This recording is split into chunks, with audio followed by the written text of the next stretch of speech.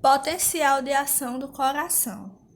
Primeiramente, para entendermos como funciona a classificação dos antirrítmicos, precisamos lembrar dos gráficos de potencial de ação do músculo cardíaco lá da fisiologia. Bem, o potencial de ação é responsável pela ativação elétrica da musculatura cardíaca, que ocasiona sua contração. Ela é uma breve alteração na voltagem. A célula vai apresentar sua membrana polarizada, ou seja, vai possuir duas cargas entre os dois lados da membrana. As cargas que participam vão ser o potássio, o cálcio e o sódio. As membranas, elas possuem canais iônicos que possibilitam a passagem dos íons, seja ela do meio intracelular para o meio extracelular ou do meio extracelular para o meio intracelular. Esses canais iônicos, eles vão ser específicos para cada íon. O potencial de ação de um ciclo cardíaco, ele envolve duas etapas, a despolarização e a repolarização. E também envolve fases de despolarização e repolarização, sendo a fase 0, a fase 1, fase 2, fase 3 e fase 4. No gráfico, a fase 0 ela corresponde à despolarização da célula miocárdica, onde os canais de sódio se abrem e os íons de sódio se movem para dentro da célula. Quando ela atinge cerca de menos 90 mV, mais íons de sódio entram para o meio intracelular.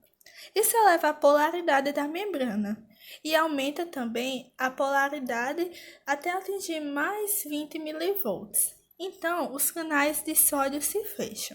Nessa fase também ocorre a entrada de íons de cálcio.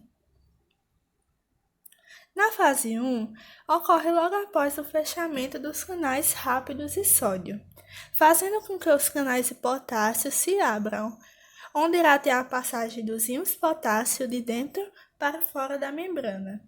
Isso irá causar uma diminuição do potencial de mais 20 mV para 0 mV. Na fase 2, o potencial elétrico ele vai se manter em 0 mV. Isso ocorre por causa que está ocorrendo no mesmo momento a entrada de íons cálcio+, que são íons positivos, e a saída de íons potássio+, que também são íons positivos. Essa sobrecarga de cálcio para o interior da célula também é responsável pelo mecanismo de contração da célula muscular. E durante toda a fase 2, a célula permanecerá em estado de contração. Fase 3. Essa é a fase de repolarização rápida. Durante essa fase, o potencial elétrico se tornará cada vez mais negativo, onde irá atingir menos 90 mV. Isso vai ocorrer porque os canais de cálcio eles irão fechar, ou seja, vai cessar a entrada de cálcio+, e vai manter a saída de potássio para o espaço extracelular. A fase 4 ela corresponde à fase de repouso. Ou seja, nessa fase, o potencial de membrana se tornará em torno de menos 90 mV e se mantém assim até receber um novo estímulo externo. Classificação dos antirrítmicos. Os fármacos antirrítmicos eles são classificados por Vogel-William em 4 classes de acordo com os efeitos que irão aparecer no potencial de ação cardíaco, podendo ser da classe 1, classe 2, classe 3 ou classe 4. Na classe 1, ele tem um mecanismo de bloquear os canais de sódio, que, como já frisei, eles fazem parte da fase 0 da despolarização. Então, os fármacos que pertencem à classe 1 irão alterar a fase 0, a fase da despolarização, e são usados para abolir o taquiarritmia. Como estamos bloqueando os sinais de sódio, nós estamos tendo uma diminuição na frequência cardíaca. Aqui podemos observar a classificação das arritmias de acordo com as fases do potencial de ação. Então, os antirrítmicos de classe 1, eles vão estar na fase 0, bloqueando os canais de sódio e bloqueando as despolarizações. A classe 1 é subdividida em 3 subclasses, a classe 1A, classe 1B e classe 1C, havendo diferença entre eles. Em questão do bloqueio do canal de sódio, na 1A estaremos tendo um bloqueio moderado dos canais de sódio.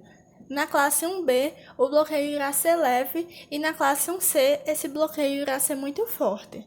Então, primeiramente, entre as subclasses, temos uma diferença entre a intensidade e da capacidade de bloqueio. A capacidade de bloqueio irá atingir efeitos da fase 0 de cada classe, onde na 1A teremos redução na fase 0, na 1B, como temos um bloqueio leve dos canais, teremos um efeito limitado da fase 0. Já na 1C, nós teremos uma grande redução da fase 0, pois eles causam um bloqueio muito grande dos canais de sódio. Na 1A, prolongamos um período refratário pelo bloqueio dos canais de potássio. Quando prolongamos, temos uma redução no ritmo cardíaco. E quando uma pessoa está com taquiarritmia, ao utilizar um antirrítmico de classe 1A, haverá uma redução da frequência cardíaca. Na 1B, reduzem um período refratário, pois bloqueiam os canais de sódio de inatividade tardia. E os 1C não interferem no período refratário. E em questão de duração, na 1A eles prolongam a duração do potencial de ação e da repolarização, porque as células vão demorar mais a se repolarizarem. Na 1B, estaremos encurtando a duração do potencial de ação e da repolarização. Isso acontece pois o período refratário também está reduzido. Como a duração do potencial está relacionada com o período refratário, na 1C ele não terá nenhum efeito da duração, pois o seu período refratário não está sendo interferido. Fármacos da classe 1A. Na classe 1A, podemos utilizar a quinidina, a procainamida e a disopiramida. Esses fármacos vão causar um bloqueio moderado nos canais de sódio e, consequentemente, aumentar o tempo para a despolarização acontecer e vai bloquear os canais de potássio. Na classe 1B, podemos utilizar a lidocaína, pois a sua fase de despolarização não se altera, observando o potencial de ação e diminuindo o tamanho do ciclo. Na classe 1C, há um bloqueio dos canais de sódio que é muito grande, como podemos ver a inclinação no gráfico, mas ao mesmo tempo não bloqueia os canais de potássio, ou seja, uma repolarização ela é levemente aumentada e não promove um potencial de ação maior do que seria normalmente, mas não como os que são utilizados no 1A. Então, utiliza-se a profenona e a flecainamida. Classe 2. A classe 2 dos antirrítmicos são os betas-bloqueadores, que são responsáveis por reduzir a frequência cardíaca e reduzir a velocidade de condução do impulso nervoso. Então, os antirrítmicos de classe 2 vão agir na fase 4, porque eles vão alterar a forma de como o sistema nervoso simpático estimula as fibras cardíacas. Lembrando que o coração ele mantém uma frequência cardíaca por estímulo próprio, através dos tecidos nodais, mas ele possui uma influência externa do sistema nervoso simpático e parasimpático. O simpático estimula positivamente o coração, e o simpático ele diminui seu estímulo da frequência e da contração cardíaca. Bem, os beta-bloqueadores, eles podem ser divididos em seletivos para o receptor beta-1 e não seletivos que bloqueiam beta-1 e beta-2. E o que isso pode impactar? Se eles forem seletivos para beta-1, eles vão agir preferencialmente ou principalmente no coração, onde a densidade de receptores beta-1 é muito grande. Ao bloquear beta-1 no coração, eles irão promover uma bradicardia. Então, ele já nos mostra que os beta-bloqueadores são utilizados para quem tem taquiarritmia, promovendo uma bradicardia. Eles também promovem um efeito inotrópico negativo, ou seja, eles diminuem a força de contração e diminuem os batimentos cardíacos. Eles não têm efeitos ou se tiver são muito pequenos no pulmão, produzindo menor broncoespasmo. E também ele tem efeitos muito leves nas periferias, com efeitos metabólicos ou na circulação.